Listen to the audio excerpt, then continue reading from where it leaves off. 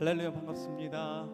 네, 거룩하고 복된 주일, 오늘도 우리 주님 앞에 오신 모든 성도님들 한 분 한 분 주님의 이름으로 축복합니다. 앞뒤 좌우에 바라보시면서 함께 인사 나누겠는데요, 참 잘 오셨습니다. 우리 함께 인사해 보겠습니다. 네, 우리 한 번 더 인사하실 때에 우리 성탄의 기쁨을 다 함께 우리가 기뻐함으로 우리 메리 크리스마스 함께 인사해 보겠습니다. 네, 오늘도 우리가 드려지는 이 예배 가운데 하나님의 임재가 가득하고, 또한 이 땅 위에 주님이 주신 그 참 기쁨과 평안이 가득 넘치길 소망합니다. 우리 그렇게 하실 우리 주님을 기대하시면서 함께 우리 주님 앞에 찬양하며 나아가도록 하겠습니다.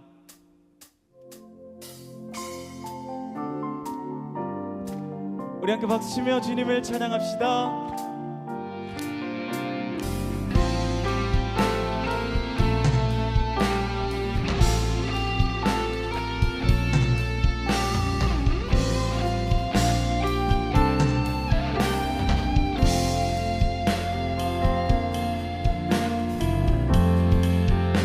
천사들의 노래가, 천사들의 노래가 하늘에서 들리니 산과 들이 기뻐서 메아리쳐. 우리 다시 한번 천사들의 노래가 하늘에서 들리니 산과 들이 기뻐서 메아리쳐. 영광 영광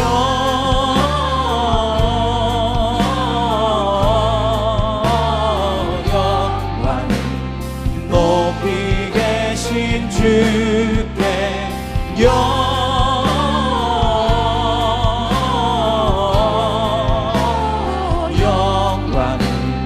높이 계신 주님께. 아멘.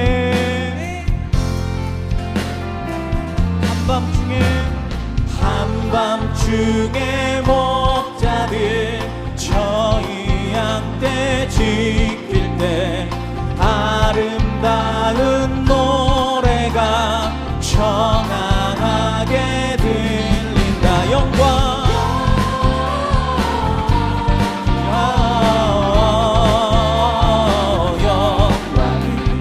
높이 계신 주께 영광.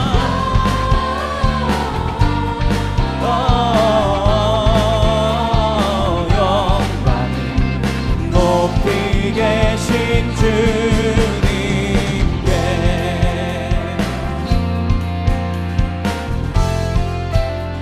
우리 베들레헴 달려가, 베들레헴 달려가 나시나기 예수께 꿇어 경배합시다. 탄생하신, 우리 다시 한번 베들레헴 나시나기 예수께 꿇어 경배합시다. 탄생하신 하나님께 영광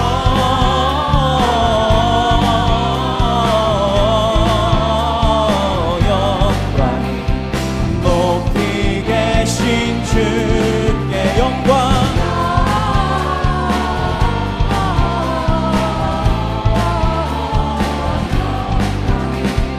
높이 계신, 다시 한번 영광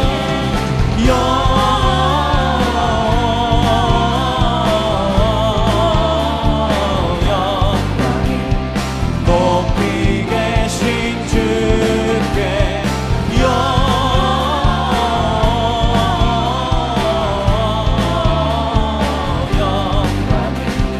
높이 계신. 우리 다시 한번 고백합시다.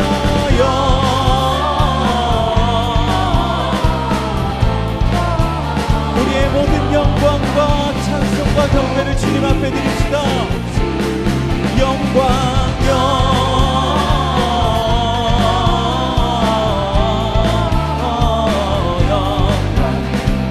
높이 계신 주님께 엎드려 전하세.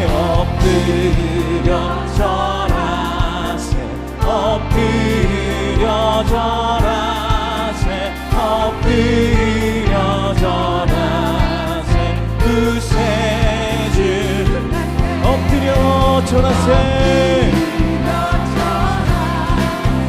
엎드려 절하세 엎드려 절하세 구세 우리의 목소리로 엎드려 절하세 엎드려 절하세 엎드려 절하세 구세주 한 번 더 엎드려 절하세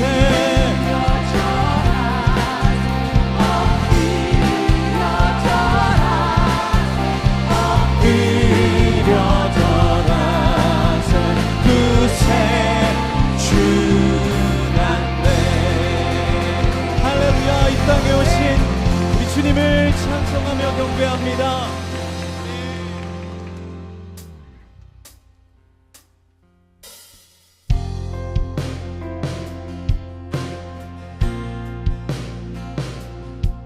이 땅의 왕으로 오신 우리가 그 예수 그리스도 그분의 이름을 송축합니다.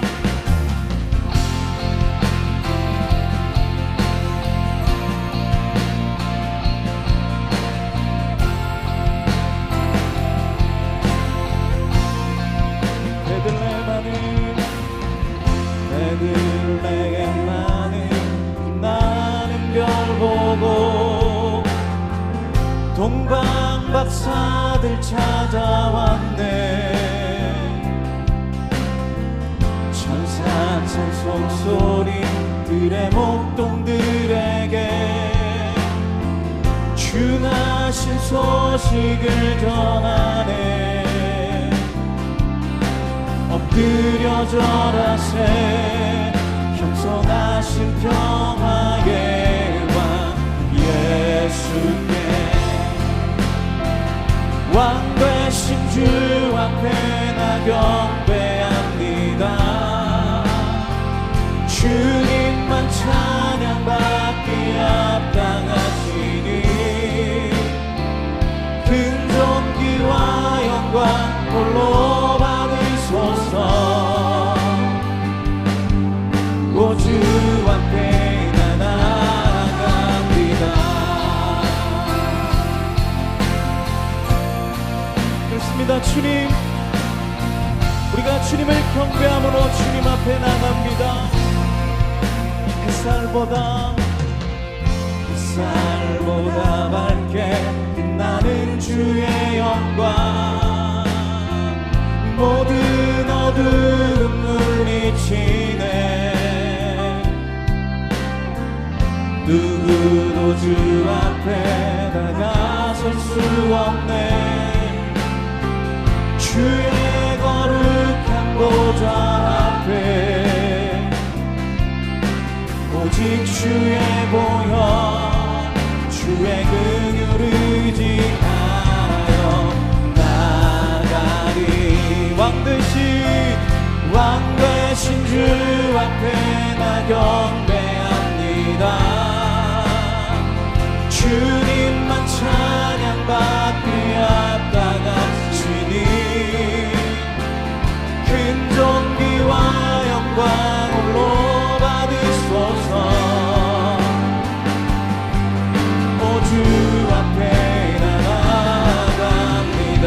우리 왕 되신 주 앞에 왕 되신 주 앞에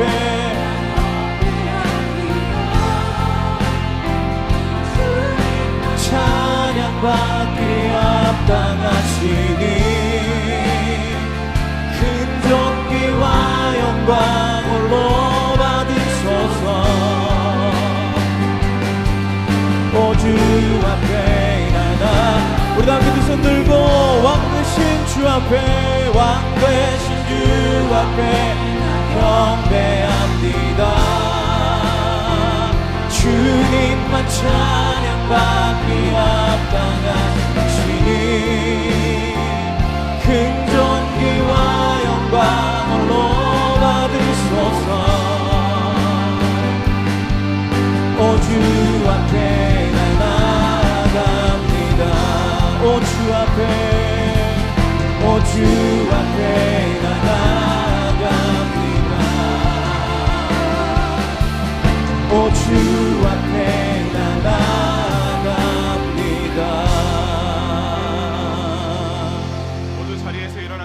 찬양하심으로 주일 예배를 하나님께 드리겠습니다.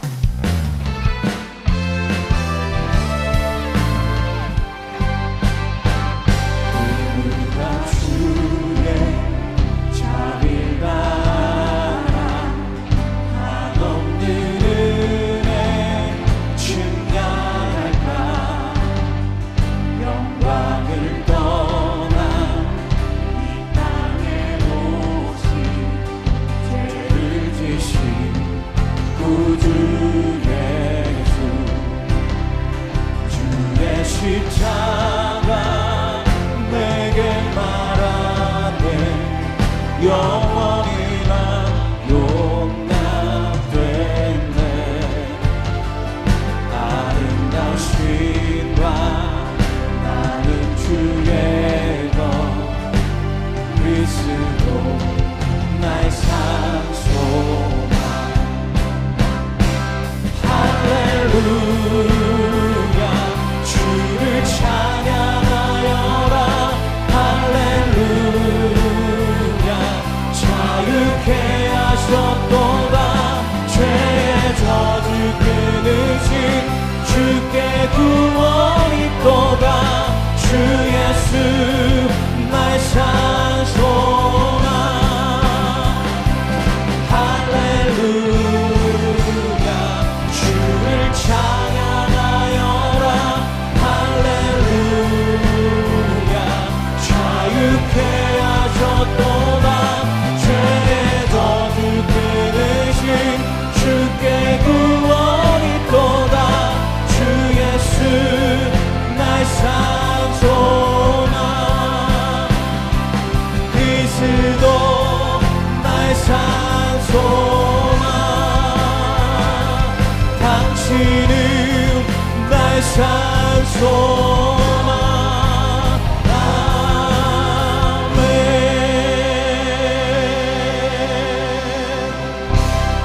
아멘. 너희는 이전 일을 기억하지 말며 옛날 일을 생각하지 말라. 보라, 내가 새 일을 행하리니 이제 나타낼 것이라. 너희가 그것을 알지 못하겠느냐? 반드시 내가 광야의 길을 사막의 강들을 내어 내 백성 내가 택한 자에게 마시게 할 것임이라. 이 백성은 내가 나를 위하여 지었나니 나를 찬송하게 하려 함이니라. 하나님은 영이시니 예배하는 자가 영과 진리로 예배할지니라. 아멘. 사랑하는 성도 여러분, 하나님이 기뻐하시는 예배는 상한 마음과 통회하는 심령이라고 하셨습니다.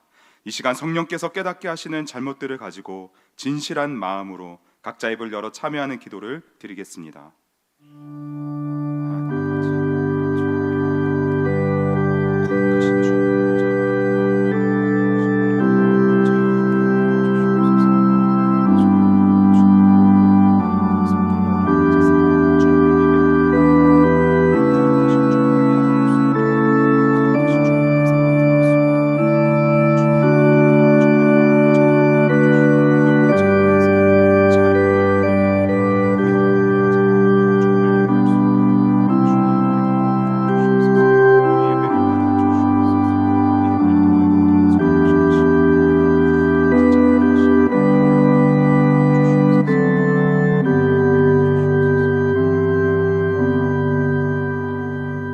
만일 우리가 우리 죄를 자백하면 그는 미쁘시고 의로우사 우리 죄를 사하시며 우리를 모든 불의에서 깨끗하게 하실 것이요.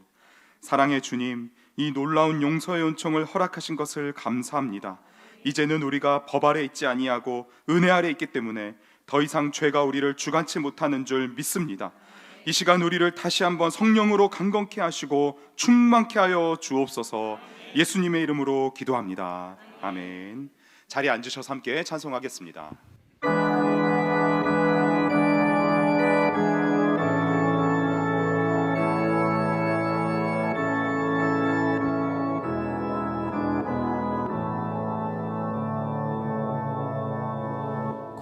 고요한 밤 거룩한 밤 어둠에 묻힌 밤 주의 부모 앉아서 감사 기도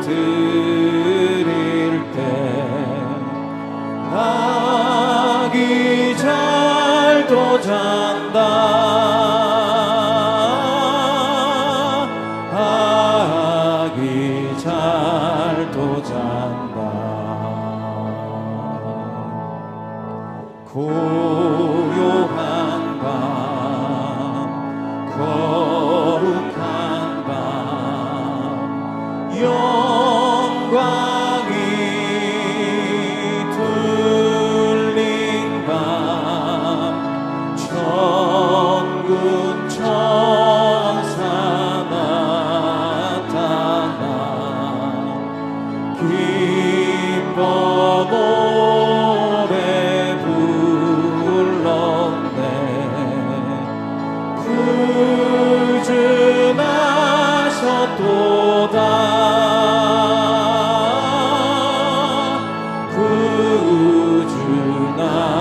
구주나셨도다. 고요한 밤, 거룩한 밤, 동방의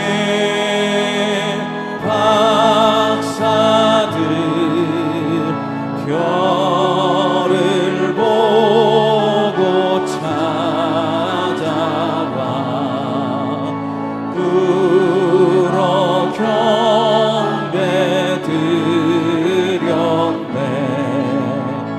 구주나셨도다.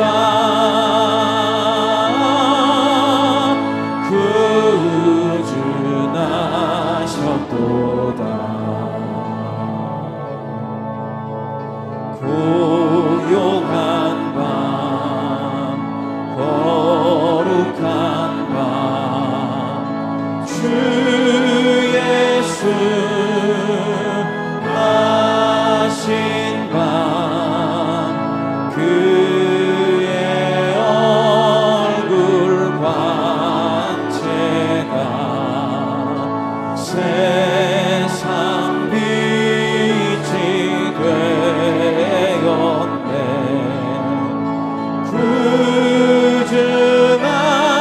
구주나셨도다.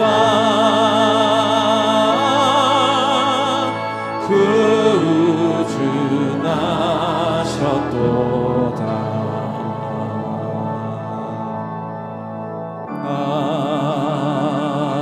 아멘. 하나님 아버지, 지난 1년간 저희와 함께 하시고 저희 교회와 함께 하신 은혜에 감사합니다.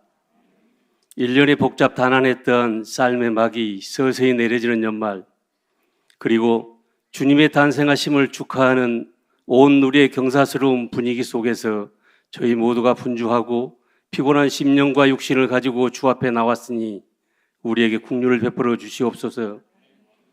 1년의 삶을 마무리하면서 연초에 세웠던 계획들을 잘 돌아보게 하시고 잘 마무리하여 정리하는 경건의 시간들이 되게 하여 주옵소서. 오늘 예배를 드리는 저희들은 오직 하나님만을 의지합니다. 한 분 한 분 보듬어 주셔야 하는 연약한 존재들이 오니 한 분도 빠짐없이 위로해 주시고 또 위로받게 하여 주시옵소서. 연말 연시를 맞아 여러 가지 모임들이 많이 참석을 합니다.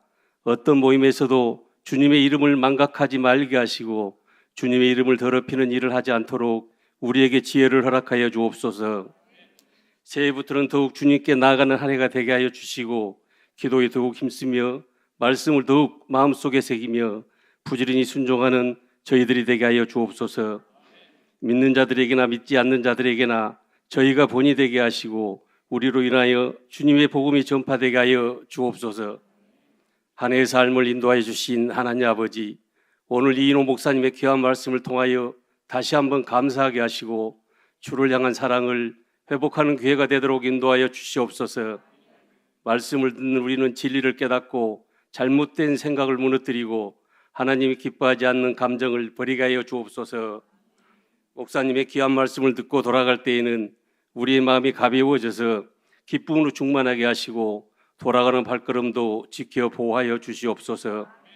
주의 나라를 사모하며 주님의 일에 묵묵히 봉사하는 손길들이 많이 있습니다. 주께서 새로운 힘으로 허락하시고 부족한 손길들을 채워주시고 날마다 새로운 은혜를 공급하시어 봉사하는 손길 위에 축복하시되 그 봉사 위에 아름다운 계실로 맺히도록 은혜를 허락하여 주옵소서. 임마누엘 성가대의 찬양으로 하늘문을 여시고 우리에게 성령의 은혜를 내려 주시옵소서. 성가대의 찬양이 영혼의 울림이 되기를 원하며 더욱 공교히 하나님을 찬양할 수 있도록 지혜를 허락하여 주옵소서. 길이요 진리요 생명이신 예수 그리스도 이름으로 기도드립니다. 아멘.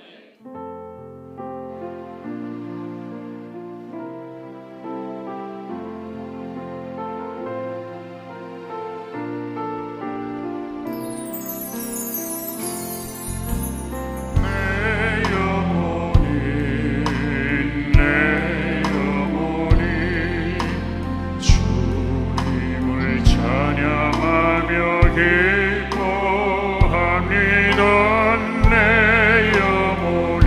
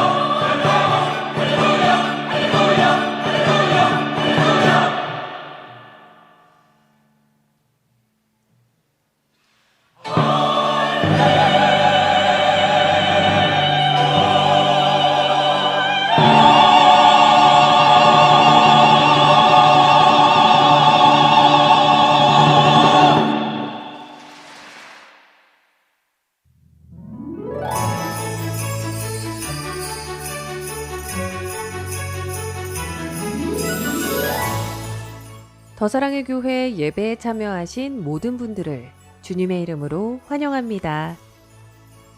새로 오신 분은 예배가 끝난 직후 3층 새가족실에 오셔서 등록해 주시면 감사하겠습니다. 홈페이지를 통해 온라인으로도 새가족 등록을 하실 수 있습니다. 가등록 후 담당 교역자의 등록 신방을 받으시면 정식 등록교인이 됩니다. 또한 주일학교 미취학 부서는 교회 본당 1층과 지하에서, 유년부에서 고등부까지는 교회에서 100m 떨어진 이음센터에서 진행됩니다. 이음센터 1층에는 성도들이 교제할 수 있는 이음 카페와 소그룹실들이 있고 기독 대안학교인 이음학교와 상담실도 운영하고 있습니다. 홈페이지를 통해 온라인으로도 새가족 등록을 하실 수 있습니다.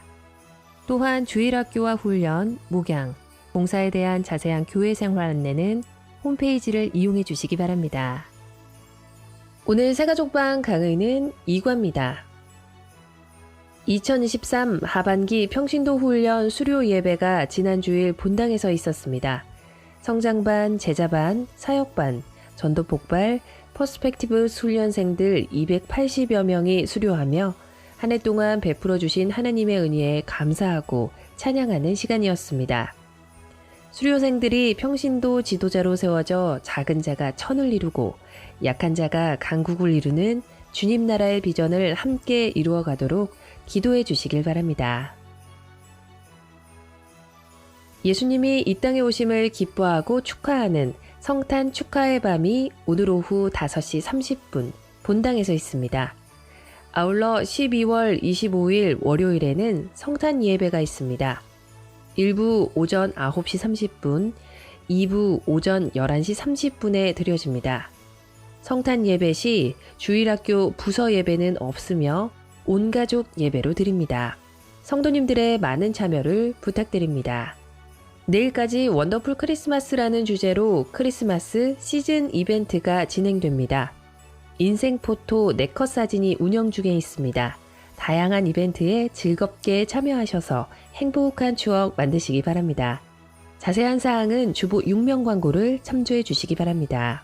금요 비전 기도회가 매주 금요일 저녁 8시 은혜 가운데 진행 중에 있습니다. 이번 주 강사님은 수원 북부교회 김경덕 목사님입니다. 자세한 내용은 주보 7면을 참조해 주시기 바랍니다. 2024년에 많은 섬김이가 필요합니다. 주보 4면을 보시면 사역 팀별로 모집 분야를 확인할 수 있습니다. 특별히 다음 세대를 세워갈 교사를 모집하고 있습니다. 성도님들의 많은 헌신과 참여를 부탁드립니다. 2024 성장반, 제자반, 사역훈련생을 모집하고 있습니다. 성도님들의 많은 신청을 바라며 자세한 내용은 주보 2면 박스 광고를 참조해 주시기 바랍니다. 원활한 주차를 위해서는 2부 예배는 원익캐슬, 3부 예배는 스마트 법조 주차장을 이용해 주세요. 특별히 3부에 오시는 성도님들께서 원익캐슬에 주차하시고자 하면 주차장 안에서는 교행이 되지 않기 때문에 출차하는 차량과 엉켜서 큰 혼잡을 야기합니다. 반드시 3부 예배는 스마트 법조 주차장을 이용해 주세요. 원익캐슬 주차장의 출차가 종료되면 주차 섬기미들이 입차하도록 안내드리오니 주차 섬기미들의 현장 안내에 적극 협조해 주세요. 입차 시 우리 교인임을 알 수 있도록 비상등을 켜주시면 감사하겠습니다.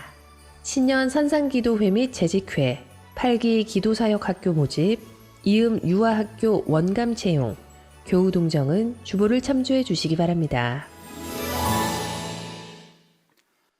할렐루야. 예배 자리에 나오신 모든 성도님들을 기쁨으로 환영합니다. 오늘은 특별히 함께 인사 나누실 때요, 우리 양 옆에 계신 분들에게 메리 크리스마스 한번 인사 나누겠습니다. 네, 우리 한 번 더 인사 나누실 텐데요, 앞뒤로는 원더풀 크리스마스 한번 인사 더 나누겠습니다. 주일 예배 처음 오신 분들을 기쁨으로 환영합니다. 예배 후 등록과 안내를 받기 원하시는 분들은 예배 후에 3층 새가족 등록부실로 오시면 필요한 안내와 도움을 받으실 수 있습니다. 예수님의 나심을 기뻐하며 오늘 오후 5시 30분에는 본당 이 자리에서 성탄 축하의 밤 행사가 진행됩니다. 그리고 내일 성탄 예배는 오전 9시 30분 그리고 11시 30분 두 번을 통해 드려지는데요. 특별히 셔틀 차량이 운행됩니다. 주일 예배 시간에 동일하게 동일한 장소로 셔틀버스가 운행되니까요. 내일 성탄 예배 1부, 2부 참석하시는 분들은 성탄 예배 셔틀버스에도 탑승 해주시기 바랍니다. 네. 가족과 주변 이웃들 그리고 VIP 분들도 함께 참여할 수 있도록 성탄 축하의 밤과 성탄 예배가 진행됩니다. 1층 로비에 방문하셔서 VIP와 함께 오신 분들은 선물을 받아가시기 바랍니다. 원더풀 크리스마스 이벤트가 내일까지 진행이 됩니다. 특별히 광고에 보신 것처럼 인생 네컷 기기가 본당 1층 북카페에서 운영이 되고 있습니다. 함께 좋은 추억 남기시기 바라고요. 유료로 운영이 됩니다. 수익금의 일부는 이웃을 돕는 데 사용되어집니다. 2024년도 섬김이 모집을 하고 있습니다. 우리 성도님의 은사에 따라서 사역 부서에 적극적으로 지원해 주시기 바라고요. 섬김의 은혜를 함께 누리시기 바랍니다. 끝으로 매일 성경 큐티집 2024년도 1, 2월호가 이렇게 나왔습니다. 장년용, 청소년용, 그리고 우리 자녀들용 이렇게 다양하게 나와 있으니까요. 1층 서점에서 구입하셔서 내년도에도 매일 성경 큐티를 이어가시기 바랍니다. 오늘 우리에게 주시는 하나님의 말씀 함께 읽겠습니다. 신약 성경 마태복음 1장 16절 21절 말씀을 우리 2절 말씀을 다 함께 읽도록 하겠습니다. 함께 읽겠습니다. 야곱은 마리아의 남편 요셉을 낳았으니 마리아에게서 그리스도라 칭하는 예수가 나시니라. 아들을 낳으리니 이름을 예수라 하라. 이는 그가 자기 백성을 그들의 죄에서 구원할 자이심이라 하니라. 아멘. 이 시간 이인호 목사님께서 말씀 전해 주시겠습니다.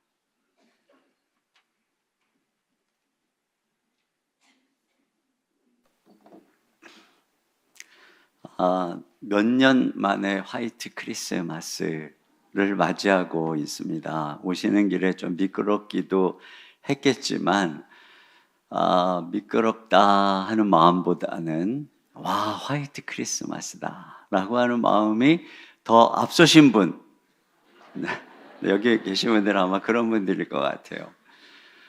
이제 이거 미끄럽고 오늘은 그냥 집에서 예배드리자 하시는 분들은 조금 아닌 것 같아요.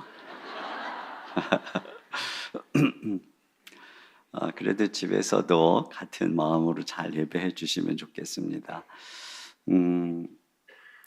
교사를 모집을 계속 하고 있는데 여러분께서 많이 신청해 주시고 또 성장반 제자반에도 많이 신청을 해 주시면 감사하겠고, 이따가 저녁에 우리 특별히 다음 세대 또 뭐 열심히 준비했어요. 참 저는 이것이 우리 아이들에게 너무 귀한 시간이라고 생각을 합니다. 그래서 우리 많은 성도님들이 같이 나와서 함께 우리 성탄 축하에 참여했으면 좋겠는데 5시 반이니까 식사를 좀 미리 요기라도 좀 하시고 그리고 오셔야 허기가 안 질 것 같아요. 이게 시간이 조금 애매해서 그렇게 준비를 하시고 오시면 좋겠습니다. 오늘 그 말씀은 이제 마태복음인데 이 마태복음에는 예수님의 탄생의 이야기를 다루기 전에 그 앞에 이렇게 긴 족보가 있어요. 이게 제가 족보를 읽다가 보니 참 여러분도 그러겠지만 익숙한 이름들이 떠오르고 또 그 이름과 관련된 스토리들이 떠오릅니다. 그러니까 오늘 성경은 단지 예수님의 탄생을 말하기 전에 먼저 우리로 하여금 예수님의 족보를 따라서 과거로 먼 여행을 하게 합니다. 우리가 지금으로부터 2000년 전 예수님 탄생으로 가는 것도 먼 시간 여행이지만 거기서부터 또 다시 수천 년을 거슬러 가게 하는 것이죠. 스타워즈도 보면 또 반지의 제왕도 보면은 이게 자꾸 거슬러 올라가요.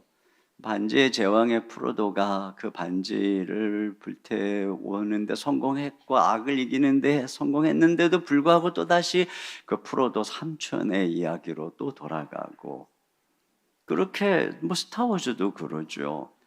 그렇게 해서 긴 서사를 보여주는 것이죠. 그 속에 있는 하나의 거대한 세계관을 소개할 때 거기에 참 어떤 신비로움이 있는 것을 경험합니다. 그런데 성경이야말로 아주 기나긴 서사를 보여줘요. 우주의 긴 역사를 관통하는. 그래서 이 창조 상세 전부터 아담과 하와로 거슬러 올라가고 아브라함에 이어서 또 우리가 얼마 전에 봤던 룻기, 그리고 다윗, 엘리야, 엘리사를 넘어 에스라, 느헤미야, 그리고 예수님의 탄생과 12제자와 교회의 이야기, 신약시대와 그리고 먼 주님께서 다시 재림하시는 그때까지의 거대한 이야기, 그것이 바로 성경의 이야기입니다. 그 피로사회 또는 투명사회라고 하는 책을 쓰셨던 한병철 교수님이 서사의 위기라고 하는 책에서 뭐라 그랬냐면은 오늘날 정보 시대의 위기는 이 이야기, 이 서사의 실종의 위기라고 했습니다. 전 근대에는 월화수목금토가 아니라 부활절, 오순절, 추수감사절, 크리스마스 이런 그 삶의 단위가 이야기로 구성이 되어 있었다는 거예요. 그러나 지금은 흥미롭지만 곧 사라지는 정보, 뉴스, 유튜브 홍수 속에서 진정한 이야기를 찾지 못했다는 것입니다. 모든 것을 밝혀내는 정보, 뭘 설명하는 팩트들은 이야기를 잃고 이야기 속에 있는 신비와 아우라를 잃고 그래서 기도를 잃어버리고 명상을 잃어버렸고 삶은 허무에 빠졌다, 이렇게 진단합니다. 여러분, 그런 면에서 크리스마스는 어쩌면 이 시대의 마지막 남은 이야기일지도 모르겠어요.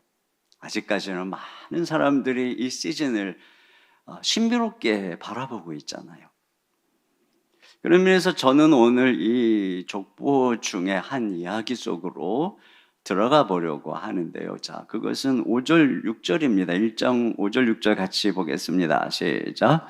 살몬은 라합에게서 보아스를 낳고 보아스는 루색에서 오벳을 낳고 오벳은 이새를 낳고 이새는 다윗 왕을 낳으니라. 네.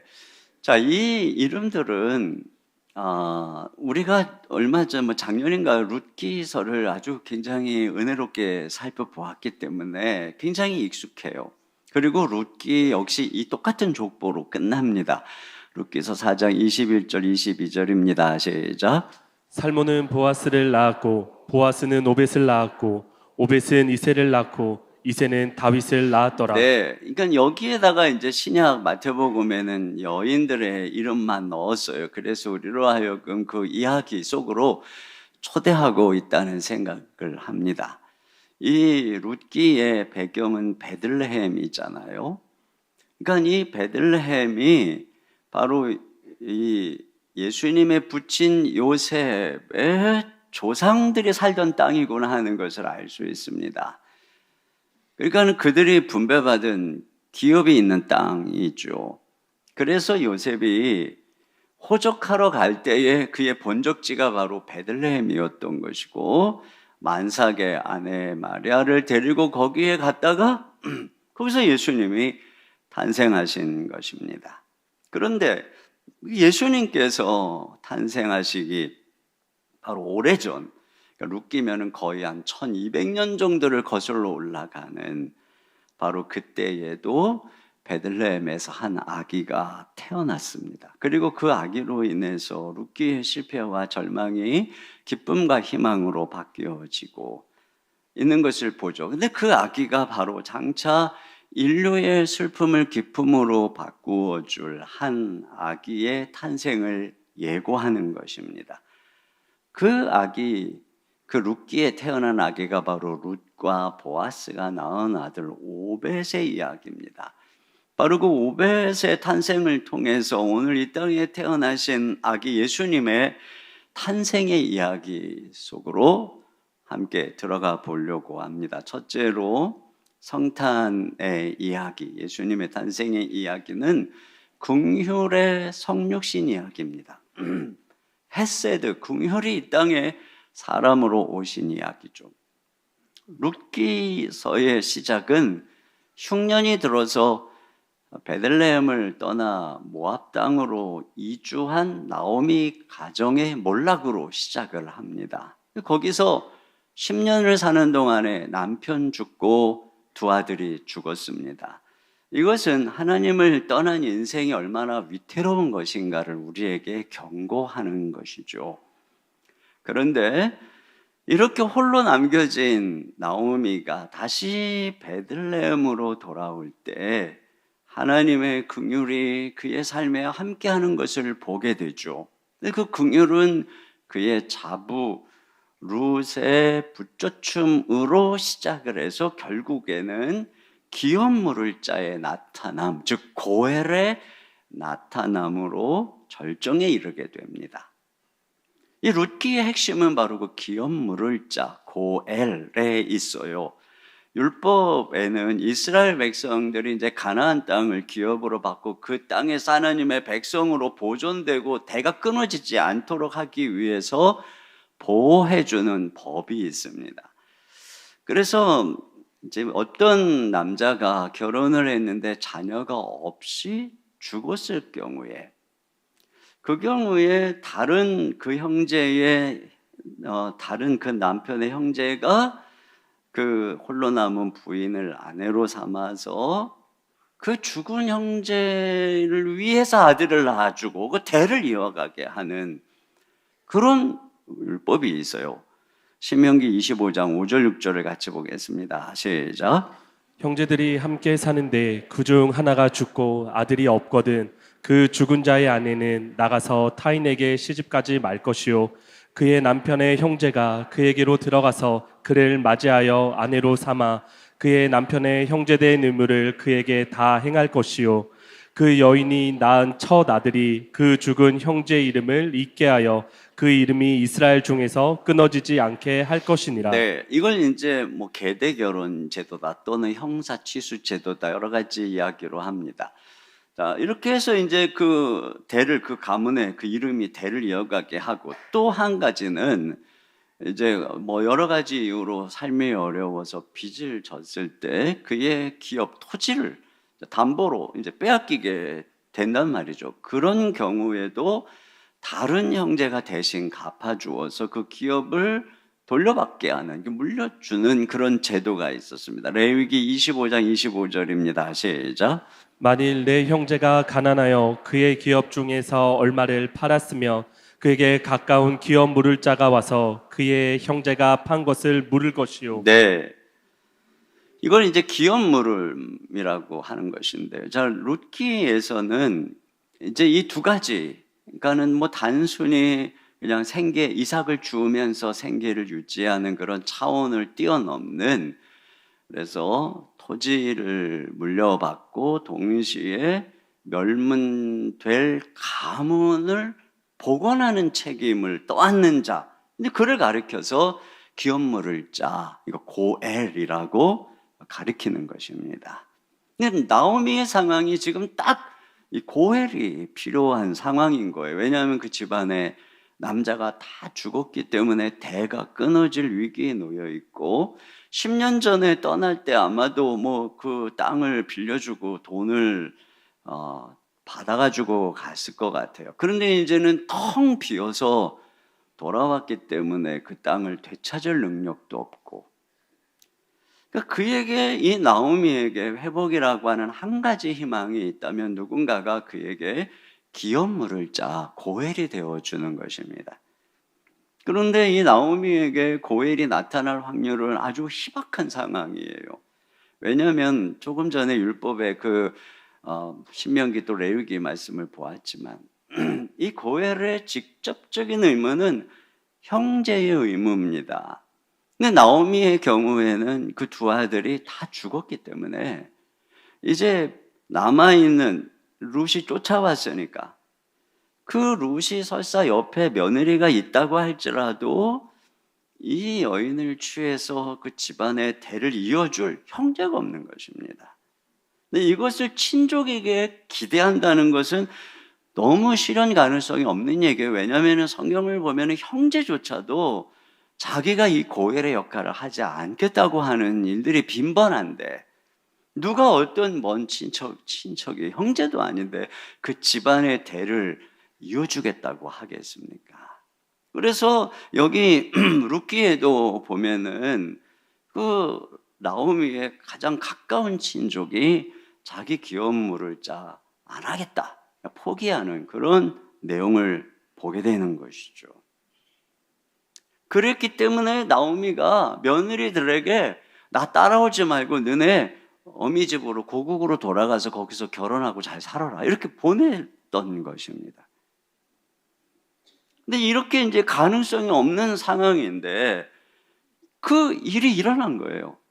그게 누구냐면은 아주 먼 친척인 보아스가 기꺼이 자기가 나오미의 이 가문에 기업물을 짜가 되겠다, 고엘이 되겠다라고 나선 겁니다.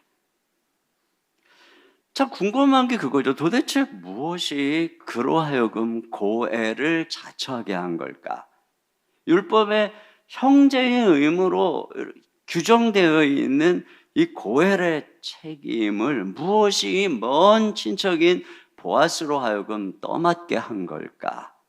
형제가 다 죽었고 또 가까운 친족도 거부하고 그래서 이제는 그것이 먼 친족인 자기에게 차례가 되었을 때 이 보아스가 율법에 규정한 형제의 범주에 자기가 포함된다고 율법을 해석하게 한 건 뭘까? 여러분, 이 해석은 문자의 문제가 아닙니다. 그것은 바로 율법의 정신의 문제죠.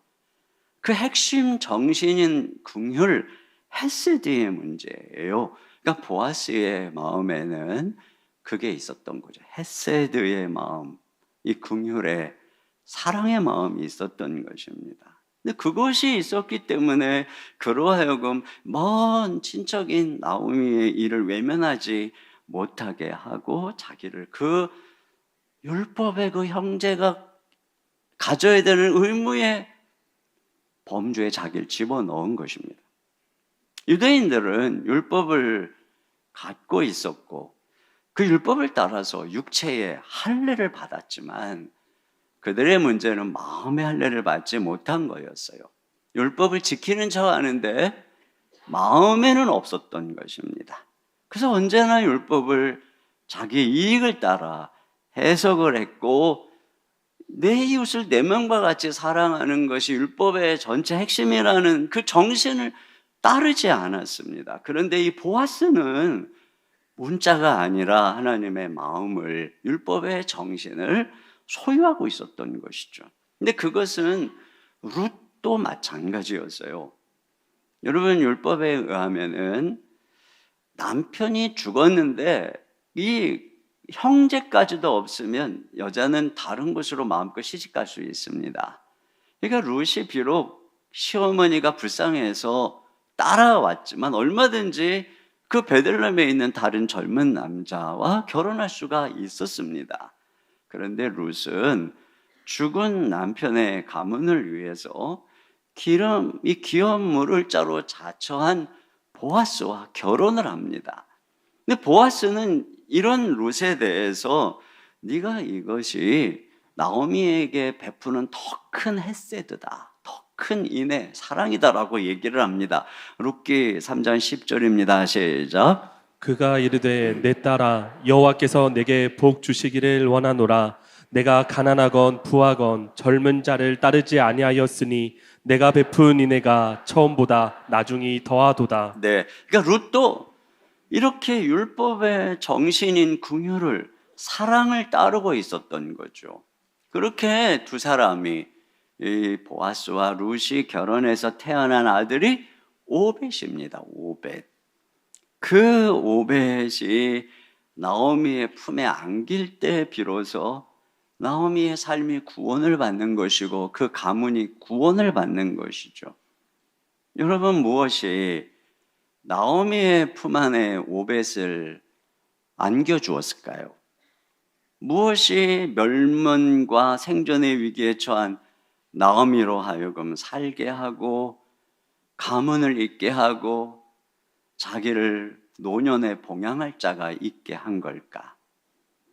누가 이 불쌍한 슬픔과 절망에 있는 여인에게 희망과 기쁨을 준 걸까요? 그것이 이 룻기에서는 바로 궁율 헤세드라고 하는 것입니다.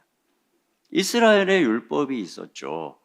고헬이라고 하는 제도가 있었지만 필요한 것은 그 조항, 그 문자가 아니었습니다. 제도가 아니었습니다. 그 율법이 성육신한 한 사람이었던 것이죠. 그 율법 자체가 사람이 된 그가 바로 룻이었고 그가 바로 보아스였습니다. 그가 바로 오벳이었던 것이죠. 그들이 나오미에게 진정한 구원이 되는 것입니다. 우리는 율법이 사람이 되면 바리새인이 나올 거라고 생각합니다. 그렇지 않습니다. 그들은 마음에 할례를 받지 못한 외식적 종교인에 불과한 거죠.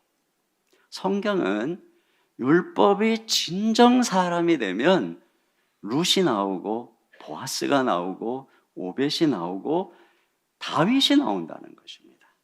그들에 의해서 이 땅에 시리에 빠진 나오미가 숨을 쉬고 살고 구원을 받는다는 거죠. 상한 갈대를 꺾지 않고 꺼져가는 심지를 끄지 않는 다윗의 통치가 나온다는 것입니다. 그리고 결국 이 율법, 하나님의 말씀이 육신이 되어 우리에게 나타난 그 완성, 그 절정, 그것이 바로 예수 그리스도의 성육신, 즉 탄생인 것입니다. 이 룻기의 아름다운 이야기는 바로 이 아름다운 이 서사는 우리 주 예수님에게서 완성되는 것이고 오벳은 장차 오실 아기 예수 그리스도의 모습을 예고하는 것입니다. 그리고 이 소중한 아들을 나오미에게 낳아준 룻과 보아스는 이 땅에 당신의 아들을 친히 보내주신 하나님의 사랑을 우리에게 보여주는 것입니다. 이 마태복음의 족보를 보다 보면 궁금한 게 있는데 뭐냐면요. 왜 오벳이 분명 죽은 이 말론, 그 룻의 남편이었던 그의 대를 잇는 아들이라고 나오미에게 주어졌는데 왜 여기 성경에는 오벳이 보아스의 아들로 기록되는 걸까 하는 것입니다.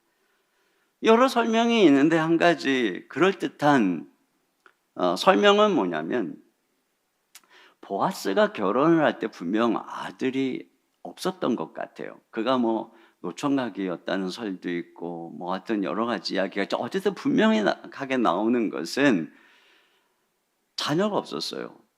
그걸 알게 하는 것이 이 둘의 결혼을 장로들이 축복할 때 룻을 통해서 너에게 상속자가 나오기를 축복하는 거예요. 룻기 4장 12절 다 같이요. 시작. 여호와께서 이 젊은 여자로 말미암아 내게 상속자를 주사. 그러니까 지금 보아스에게는 상속자가 없는 거예요. 자, 그런데 이제 나왔잖아요. 이렇게 이제 자기가 고해를 자처해서 죽은 말론의 아내인 자기 먼 친척 형제의 아내인 룻과 결혼을 했어요. 그래서 오벳을 낳은 것이고 그 아들을 율법을 따라서 그 첫 아들을 그 가문에 준 것입니다. 그래서 나오미 품에 안겨준 거예요. 그런데 그게 끝이었던 것 같아요. 더 아이를 낳지 못한 것 같아요. 그러다 보니까 오벳은 한편에서는 말론의 기업을 잇는 아들이지만 동시에 자기의 친부인 보아스의 기업을 잇는 아들이 된 것이죠. 그렇다면은 오벳은 보아스의 독자입니다. 그것도 나이 들어서 낳은 독자인 것이죠. 이 보아스가 자기의 하나밖에 없는 독자를 나오미를 위해서 그 가문을 위해서 준 거예요. 어떤 면에서 자기가 끊어질 수도 있는 참 놀라운 사랑이죠.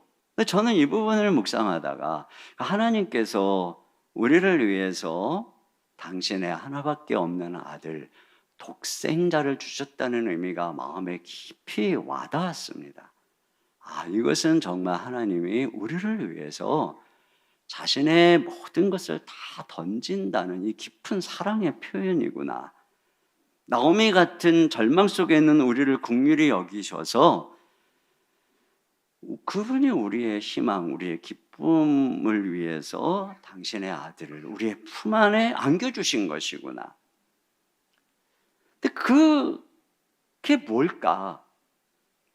그게 바로 사랑인 것이죠. 그래서 에베소서 2장 4절에 보면은 긍휼이 풍성하신 하나님이 우리를 사랑하신 그 큰 사랑을 인하여 이렇게 말씀하고 있어요.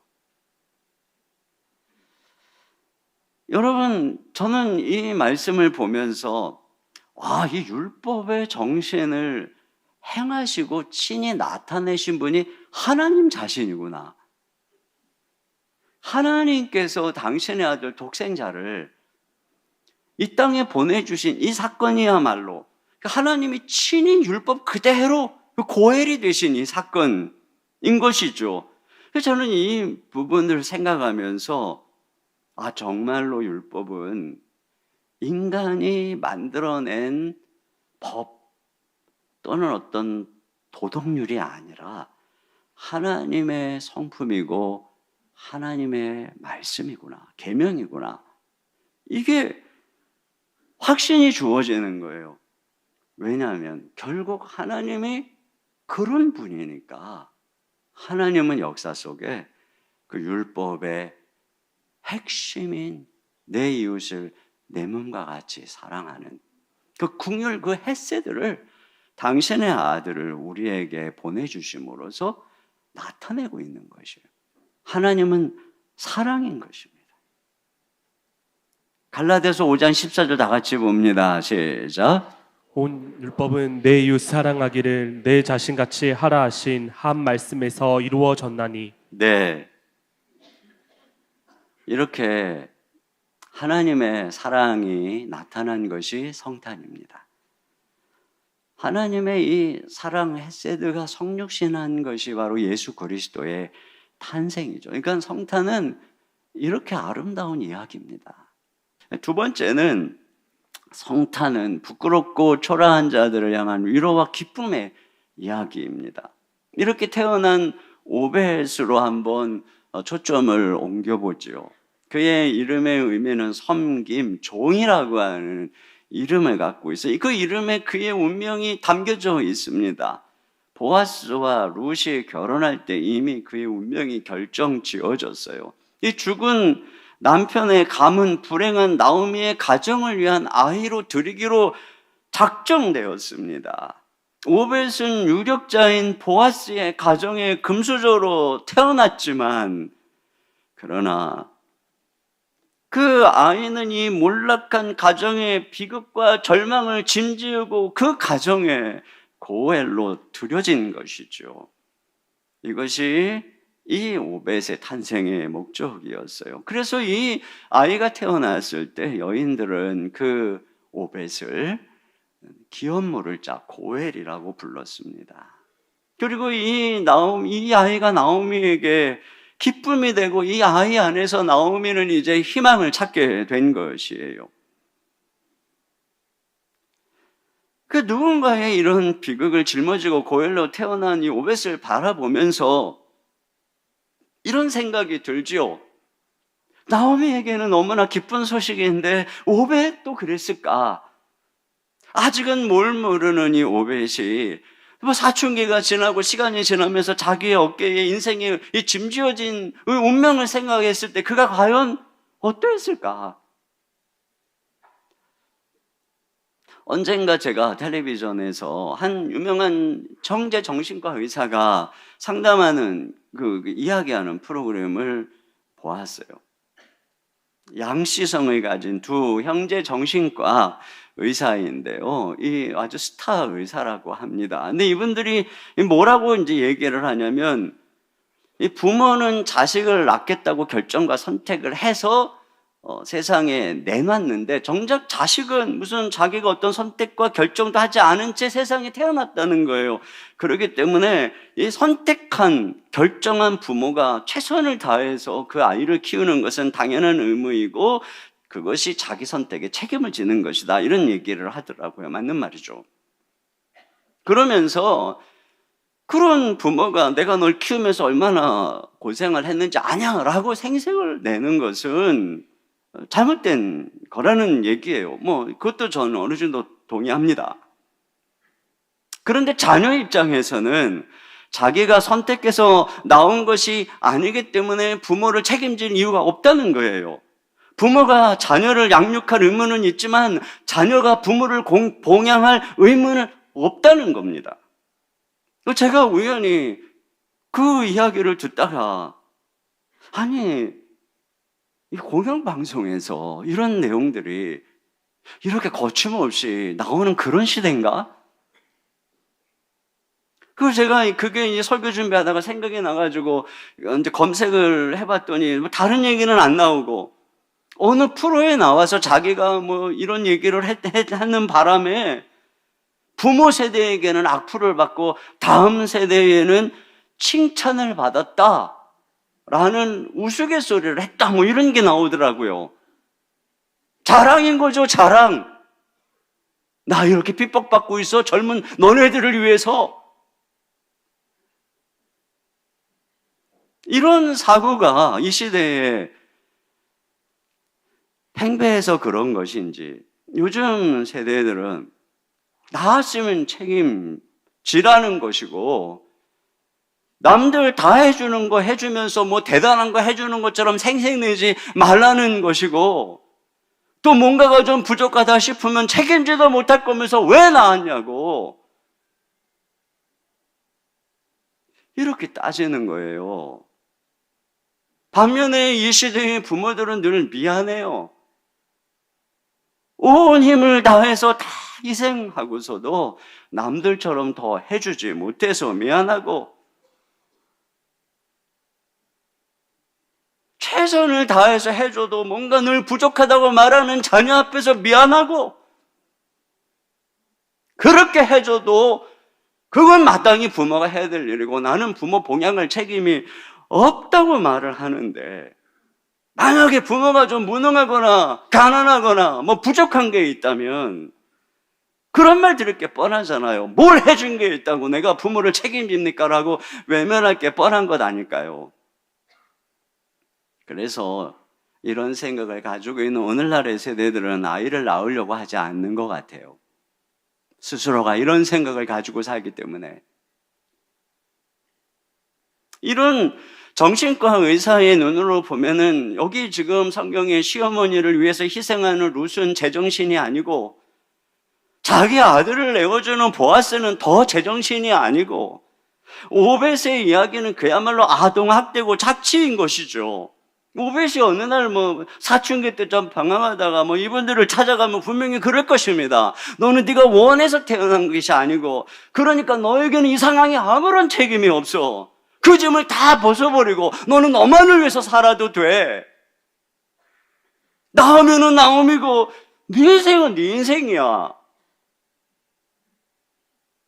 분명히 그렇게 이야기를 하겠죠. 문득 이 요셉과 마리아가 예수님을 말 구유에서 출산하고 그 말 구유에 누울 때 기분이 어땠을까 하는 생각을 해보았습니다.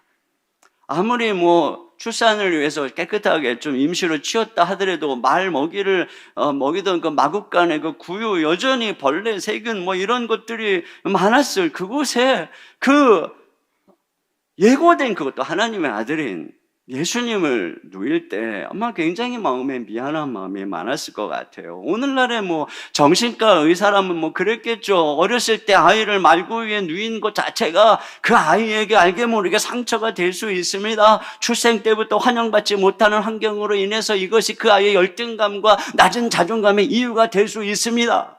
뭐 이런 얘기를 듣고 있는 부모들 입장에서야 얼마나 더 미안하겠어요. 내가 그때 그렇게 잘못 키워갖고 우리가 저렇구나 말이죠.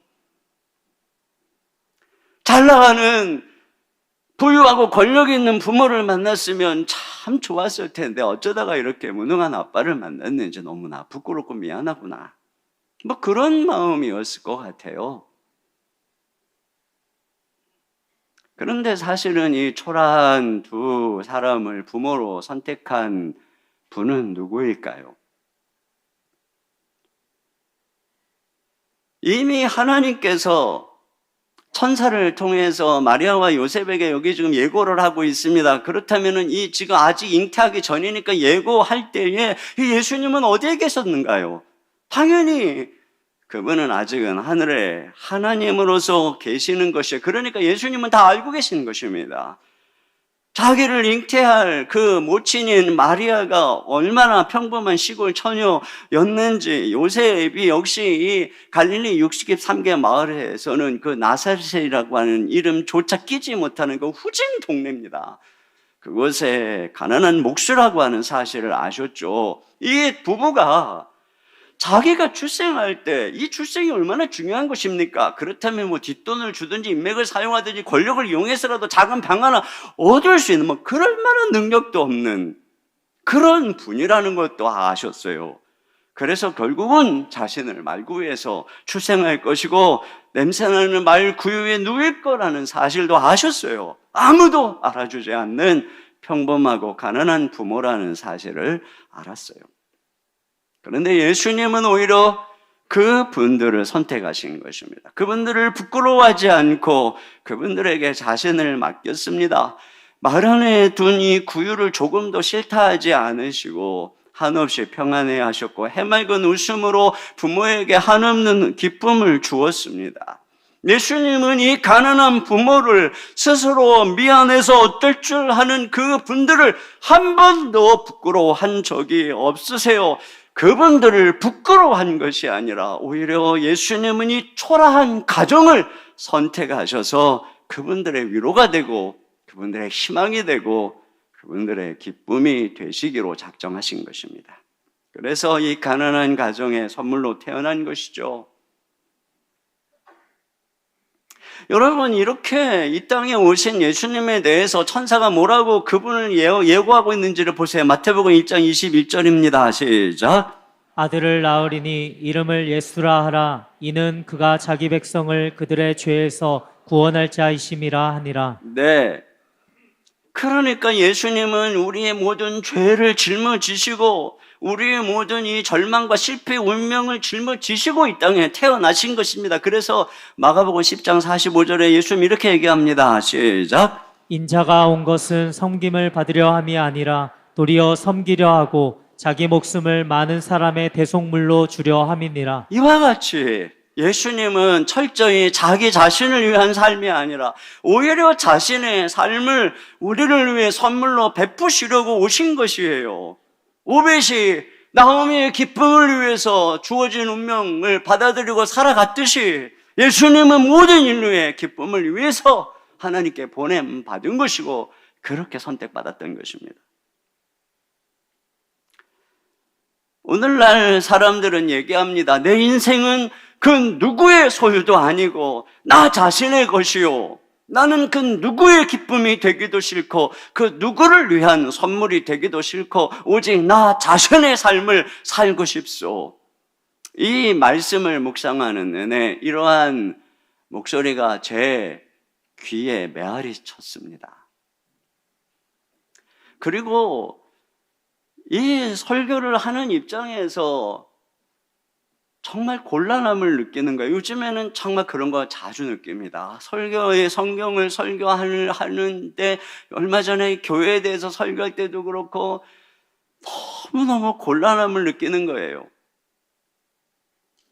이런 고민 속에서 제 마음속에 떠오른 단어는 선택이라는 단어입니다. 선택의 문제라는 것이에요. 과연 나는 어떤 스토리로 살아갈 것인가? 그 양씨 형제 의사가 말하는 그런 스토리로 살아갈 것인가?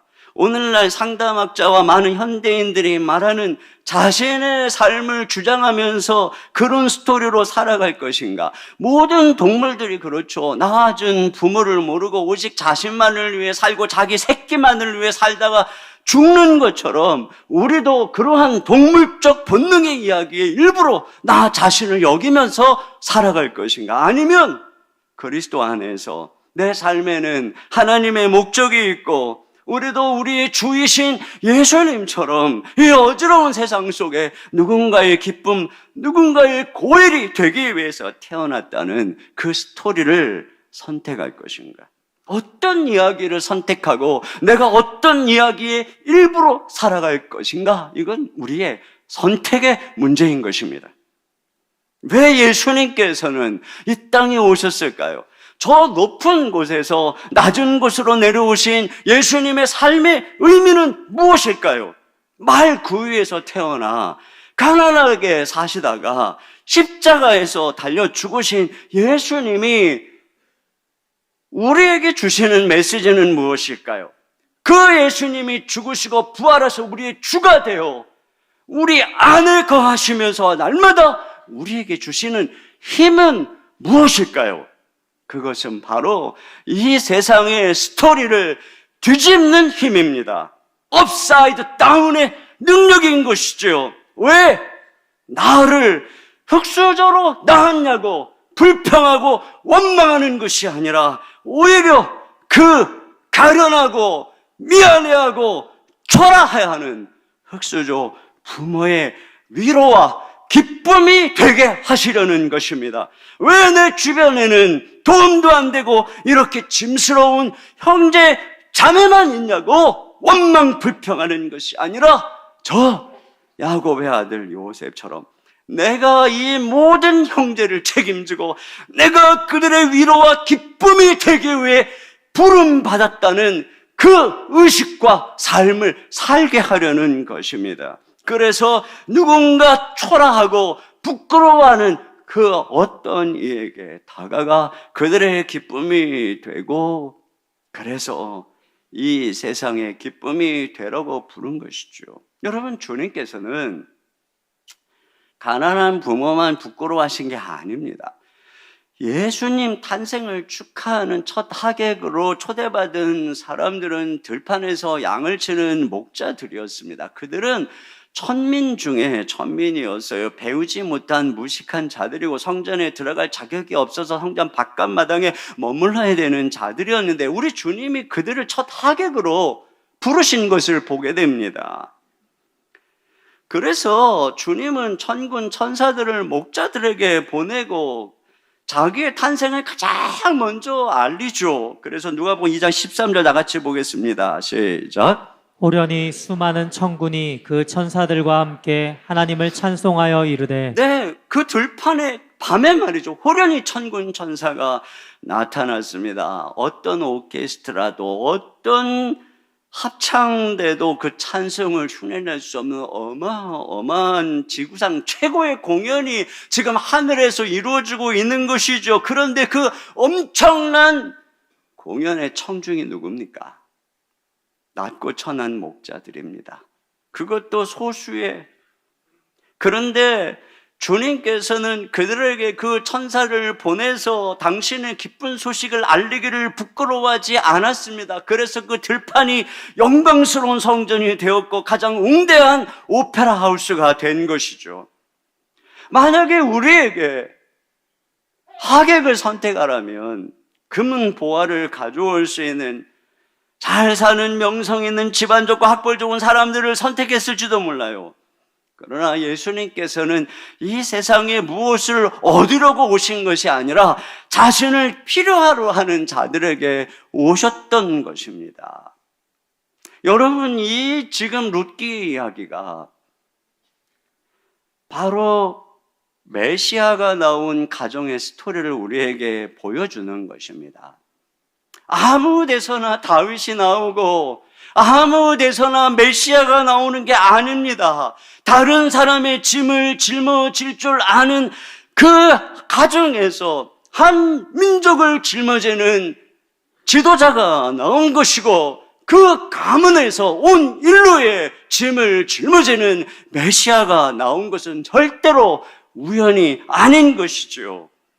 이 시대에 필요한 사람은 자기만 알고 자기 새끼만 알고 이런 동물적인 이기적인 삶을 살아가는 그런 존재가 아닙니다. 늘 무엇을 더 얻고 더 입증하려고 내 주변에 자기를 빛나게 할 사람들만 두는 그런 사람들을 하나님이 사용하시는 것이 아닙니다. 우리가 유명한 사람들하고 다닌다고 하나님이 우리를 쓰고 계시는 것이 아닌 것입니다. 우리는 과연 어떤 스토리를 선택할 것입니까? 우리가 이 주님이 성탄에 보여준 아름다운 이 스토리의 일부로 초대받고 있는 것입니다. 우리가 닮아야 될 분은 오직 아름다운 예수님입니다. 세상이 알려주는 어떤 유명한 인사, 의사 이런 분들이 아닙니다. 예수님 안에만 진정한 인간성이 있습니다. 그분 안에 동물이 아닌 하나님의 형상으로서의 존귀함이 있습니다. 그분이 보여주신 이 긍휼이 성육신한 삶, 이 사랑의 삶, 여러분 이것이 우리가 갖추어야 하는 고귀한 주님의 형상인 것입니다. 이렇게 우리가 내가 져야 될 짐을 기꺼이 짊어질 때, 그래서 나로 인해서 내가 아니었으면 절망으로 꺼져갈 인생이 다시 희망을 품게 될 때, 내가 아니었으면 절망과 슬픔 속에 계셨을 부모님이 희망과 소망을 가지게 될 때, 내 주변의 친구들이, 내 주변의 사람들이 그와 같이 나의 섬김을 통해서 희망과 기쁨을 얻게 될 때, 우리는 예수님을 따라가는 거예요. 우리는 이 시대를 거슬러 가는 겁니다. 어떤 스토리로 사시겠습니까? 이 주님의 스토리를 따라가는 그 인생 가운데 놀라우신 하나님이 함께하는 것입니다. 그런 은혜가 이 성탄에 우리 모두에게 함께 하시기를 주님의 이름으로 축원합니다. 우리 시간 오거룩한 밤 이 찬양 같이 주님께 드리도록 하겠습니다.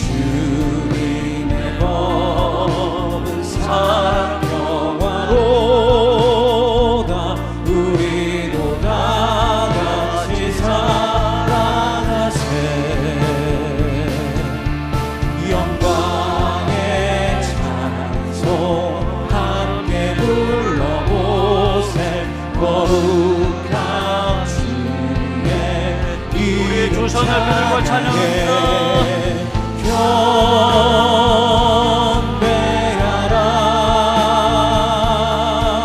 천사의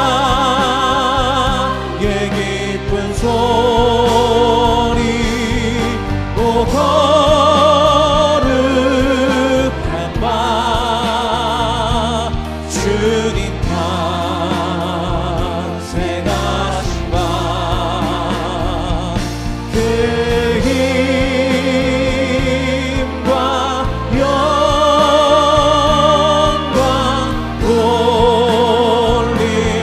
돌림지어다. 우리 주님께 감사와 영광의 박수 올려드립니다.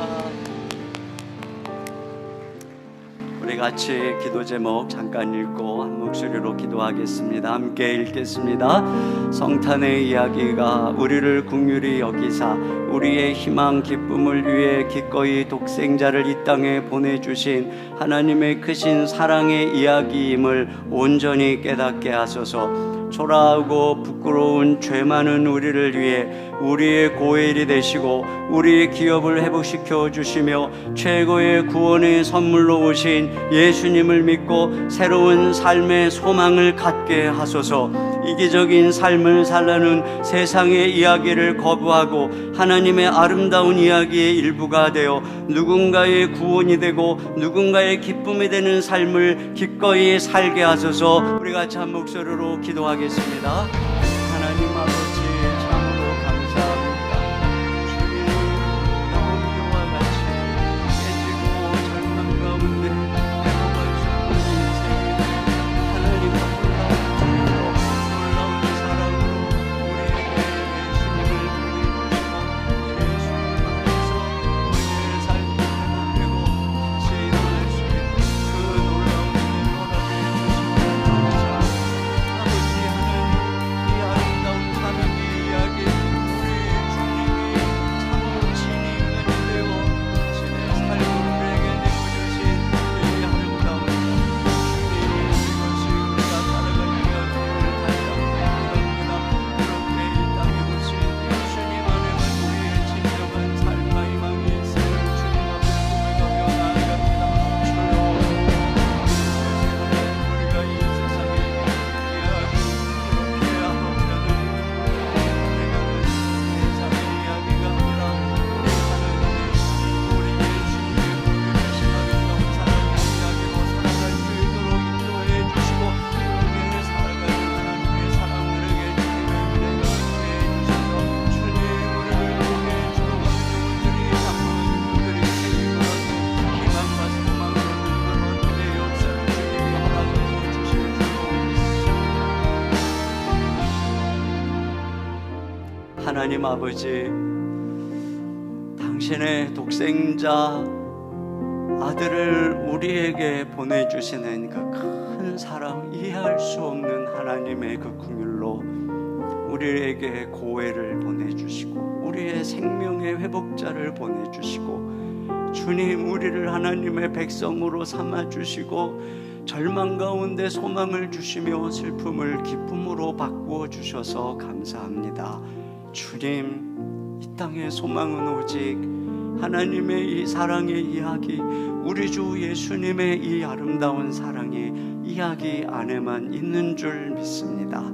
우리는 이 아름다운 이야기 일부로 살아가기를 원합니다. 세상은 어떤 이야기를 한다 할지라도 오직 예수님 안에만 진정한 존귀함이 있고 아름다운 인간이 있는 줄 믿습니다. 오직 예수님 안에만 하나님이 기뻐하는 삶이 있고 우리가 그런 삶을 살아갈 때 우리의 가정은 밝아지고 우리의 이웃은 밝아지며 이 시대는 밝은 빛으로 빛나게 될 줄로 믿습니다. 그러한 자들에게 하나님이 함께 하시며 하나님의 나라가 이루어지는 줄 믿사오니 우리 주 예수님 안에서 날마다 이 힘을 얻으며 이 세상을 거슬려 살아갈 수 있도록 인도하여 주시옵소서. 이 시간 주님께 감사함으로 귀한 예물을 올려드립니다. 주님 어둠 속에 나오미와 같이 절망하는 그 누군가에게 이 예물이 쓰여지며 소망의 빛이 되어지기를 원합니다. 점점점 악으로 세상으로 물들어가는 이 시대 속에 다음 세대들을 위해서 또 힘들고 늙어가고 힘을 잃어가는 또 연약한 부모님 세대를 위해서 이 귀한 예물들이 쓰여지며 주님의 통치가 이루어지기를 간절히 소망합니다. 그런 마음으로 귀한 예물을 구별하여 드리는 손길을 기억하시고 하나님께서 이 예물을 흠양하여 주시옵소서. 우리 사랑하는 성도들의 삶에 하나님의 은총이, 주님의 고엘되심이 늘 함께해 주셔서 저들을 위기에서 건져주시고 슬픔을 기쁨으로, 절망을 소망으로 바꾸어 주시옵소서. 우리의 자녀들을 약한 시대에서 구원하사 우리 주 예수님을 닮은 거룩한 주의 제자들로 키우시고 양육하여 주시옵소서. 우리 주 예수님의 이름으로 기도합니다. 아멘. 우리 하나님께 준비하신 헌금을 드리겠습니다.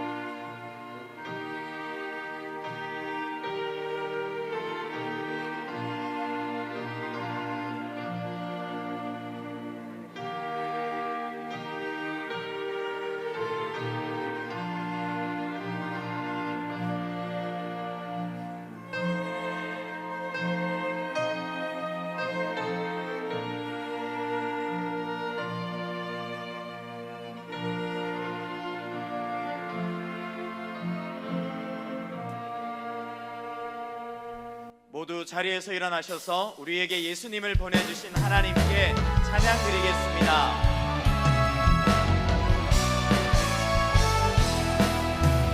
모든 민족과 만원들 가운데 수많은 주 백성 모였네. 주의 보혈과 그 사랑으로 진 백성 삼으셨네. 주를 향한 감사와 찬양을 말로 다 표현할 수 없네. 다만 내 손이 높여 온 마음을 다해 찬양하리라. 할렐루야 할렐루야 할렐루야 어린 양 할렐루야 할렐루야 주의 보혈 덮으사 모든 족속 모든 방언 모든 백성 열방이 모든 영광 모든 종기 모든 찬양 주께 드리네. 모든 찬양 주께 드리네. 아멘. 지금은 우리 주 예수 그리스도의 은혜와 우리 아버지 하나님의 무한하신 사랑하심과 성령의 내주하시고 감동하시고 교통하시는 역사가 우리 하나님이 독생자를 이 땅에 보내주신 그 아름다운 성탄의 사랑의 스토리, 그 스토리의 일부로 살아가기를 다짐하는 모든 성도님들 머리 위에 주의 몸 된 교회와 이 민족 가운데 이제로부터 영원토록 함께 해주시기를 간절히 축원하옵나이다. 아멘.